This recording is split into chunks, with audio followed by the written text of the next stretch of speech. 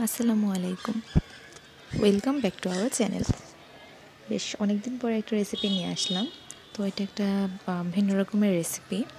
আমি এখানে মাছ দিয়ে কাবাবের মতো বানিয়েছি। আসলে এটা একদম ঘরোয়া উপায়ে, খেতে বেশ ভালোই মজা। তো আমি এখানে 3 পিস মাছ নিয়েছিলাম। কী মাছ আসলে আমার এখন মনে নেই।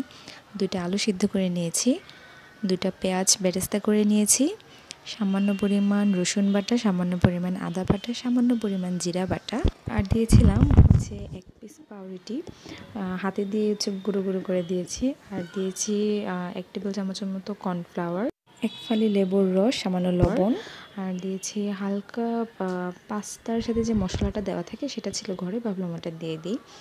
আর দিয়েছি 1/2 চামচের মতো ধনিয়া গুঁড়া, হলুদের গুঁড়া, মরিচের গুঁড়া, আর ফ্লেভারের জন্য দিয়েছি কাঁচা মরিচ কুচি করে, অল্প করে দিয়েছি যেহেতু আলিজাও খাবে। আর দিয়েছি সামান্য চিলি ফ্লেক্স, আর যে মাছ 3টা ভেজে রেখেছিলাম সেই 3টা খুব সুন্দর করে কাটা ছাড়িয়ে দিয়ে দিয়েছি। আর বাইন্ডিংয়ের জন্য দিয়েছি হচ্ছে একটা ডিম। তো ডিমটা অনেকে যদি আরও বেশি করে নেন অবশ্যই বেশি করে দেবেন, সব ইনগ্রিডিয়েন্টসই নিজের মতো করে বুঝে দেবেন। তো আমার মাখাতে মাখাতে এই যে আমার শেপ চলে আসছে। তো আমি প্যানে তেল গরম করে নিয়েছি।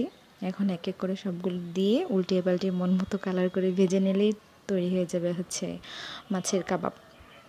আর এটা যেহেতু খুবই সিম্পলভাবে ঘরোয়া মশলায়, এটা কিন্তু যে কেউ বানাতে পারবেন এবং টেস্ট আমি বলবো যে মাশাআল্লাহ খুবই মজার হয়, খুবই মজার। তো আজকে ভিডিওটা এই পর্যন্তই। সবাই ভালো থাকবেন, সুস্থ থাকবেন, আমাদের জন্য দোয়া করবেন। আল্লাহ হাফিজ।